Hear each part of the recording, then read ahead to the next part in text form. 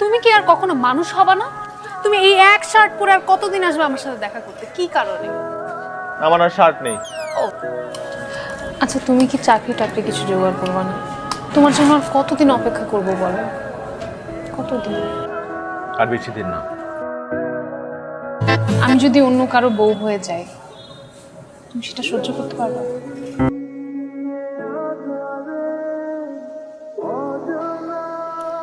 তোর বিয়ের জন্য কতগুলো সিভি আর ছবি এনেছি। আবার না, এই ছেলেটাকে সবচেয়ে বেশি পছন্দ হয়েছে। ছেলেটা একটা মাল্টি ন্যাশনাল কোম্পানিতে চাকরি করে আর দেখতে সুন্দর ভালো। দেখ, তোমাকে কতবার বলছি আমি এখন বিয়ে করবো না, আর আমার তো অলরেডি পছন্দের একটা ছেলে আছে। সেটা তো বলেছিস, কিন্তু ছেলেটা তো কিছু করে না, চাকরিটা বেকার একটা ছেলে। তোকে বিয়ে করে খাওয়াবে কি? হ্যাঁ, চাকরি নাই, চাকরি হয়ে যাবে। বা সারাক্ষণ আমাকে বলতে থাকে একই কথা, সিভি দেখাও ছবি দেখাও, আর মেয়ে এদিকে আছে কি এক বেকার ছেলে। কি যত সব ঝামেলা আমার। তোমাকে যেটা করতে বলছিলাম সেটা করছো, আমাকে সিভিটা দাও। ও গতকাল আমি একটু ব্যস্ত ছিলাম, সময় পাইনি। জি মহাশয়, জনাব সাহেব, আপনি এত কাজ করেন, আপনার এত ব্যস্ততা, তো আপনি আমাকে বিয়ের পরে কি খাওয়াবেন আমি একটু শুনতে চাই।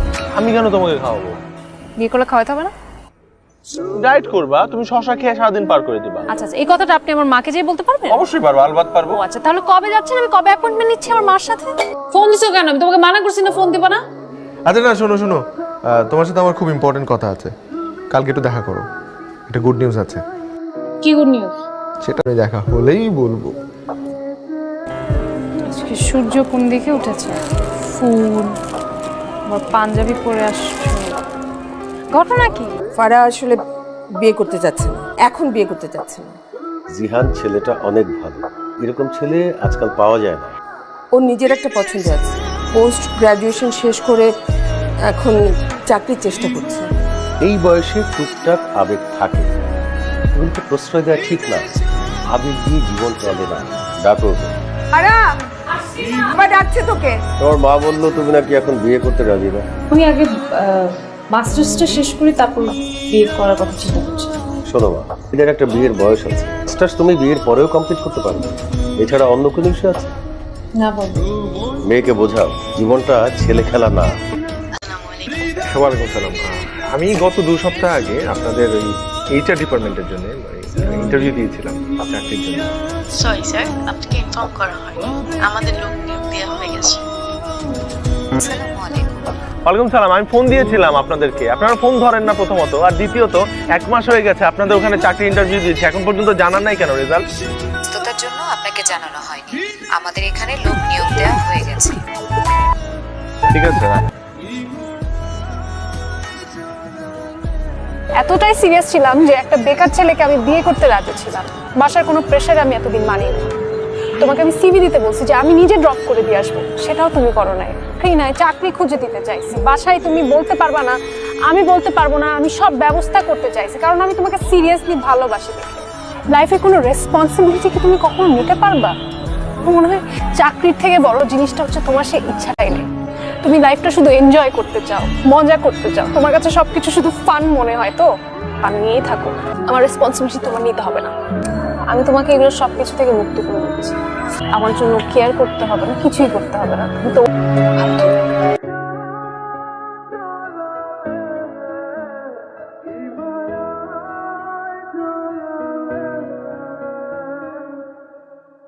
রূপা, আমি নিজেও তোমাকে চাই, ভীষণ ভাবে চাই। সে আমার খোদাই সবচেয়ে ভালো জানে। ভেতরে ভেতরে যা হোক, একটা চাকরির জন্য যে কত ছুটেছি আমি, সে যদি তুমি জানতে।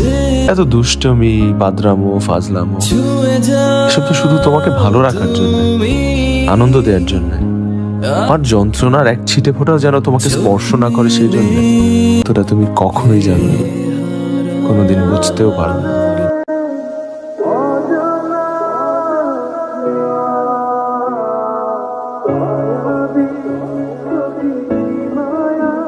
কয়দিন ধরে বাসার মধ্যে শুয়ে আছিস আর একটার পর একটা বিড়ি খেতেছিস? ডেলিভারি কয়টা যায় কোনো হিসাব আছে? সূর্যের আলোটা কয়দিন ধরে দেখোস না? আমার কিছু ভালো লাগে না বকু, চাইতে ইচ্ছা করে না। এখানে অরণ্য চৌধুরীর নামে কেউ থাকে? হ্যাঁ আছে, ওনার নামে একটা চিঠি আছে। অর্ণ, এই তোর একটা চিঠি আসছে।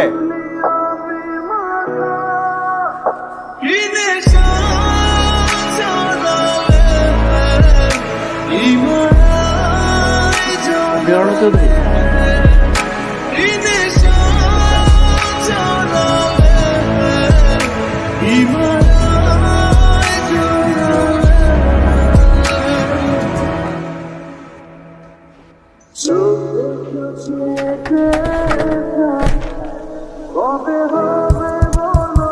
বকর, বকর, অ্যাপয়েন্টমেন্ট লেটার আমার নামে। গত মাসে আমি একটা চাকরি ইন্টারভিউ দিয়েছিলাম, আমি অ্যাপয়েন্টমেন্ট লেটার আসছে আমার নামে। সিরিয়াসলি? জয়েনিং। ও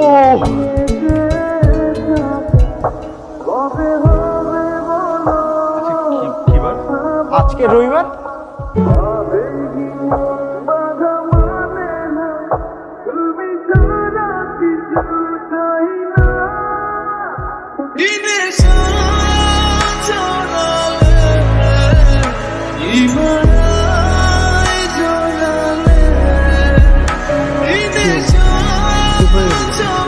তোমার